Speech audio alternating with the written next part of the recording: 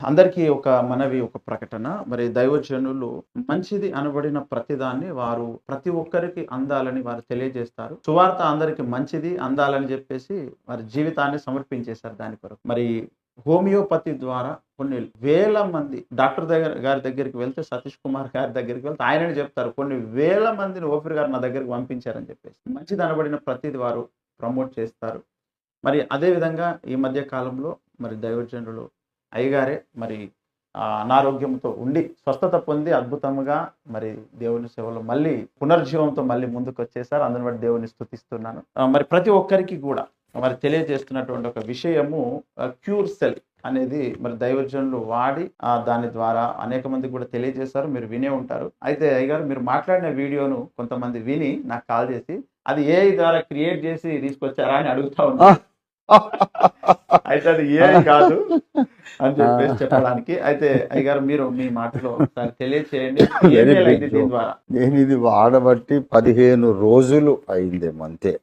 15 రోజులు అటు ఇటుగా. ఇది 10 సంవత్సరాల కిందట నేను దీనికి అందరికి పరిచయం చేయడానికి బ్యాంక్ ప్రసాద్ గారని ఒక అన్నగారు ఉండేవారు, senior member of our church.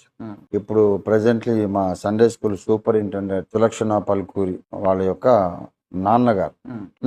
మేము సొంత అన్నదమ్ములాగా ఉండేవాళ్ళు. వారి ఇంటి వెనుక బ్యాక్ యార్డ్ ఖాళీగా విశాలంగా ఉండేది. అక్కడ నేను క్యూర్ సెల్, ఇది యాక్చువల్ గా స్టెమ్ సెల్ అనే టెక్నాలజీ. బిడ్డ పుట్టినప్పుడు తల్లి దేహము నుండి బయటపడినప్పుడు తల్లి దేహాన్ని బిడ్డను కనెక్ట్ చేసే ఒక బొడ్డు పేగు ఉంటుంది, అంబిలికల్ కార్డ్ అంట. ఆ బొడ్డు పేగు మీద పరిశోధనలు చేసి తయారు చేసినటువంటి మందు. ఈ రోజుల్లో అడ్వాన్స్డ్ కంట్రీస్ లో పిల్లలు పుడితే వారి బొడ్డు పేగునే తీసుకొచ్చి డీప్ ఫ్రీజ్ లో పెట్టేసి మునుముందు ఏ జబ్బు చేసినా దాన్ని తీసి దాంతో వీళ్ళకి వైద్యం చేస్తే సకల రోగాలు నయమైపోతున్నాయి అనే ఒక టెక్నాలజీ ఉంది. దీన్ని స్టెమ్ సెల్ టెక్నాలజీ అంటారని అప్పుడు వాళ్ళు వచ్చి ప్రమోట్ చేశారు. ఈ మందును గురించి వివరించారు. నేను ఏర్పాటు చేశాను. అయితే అప్పట్లో నాకు అది ఎందుకో నచ్చలేదు.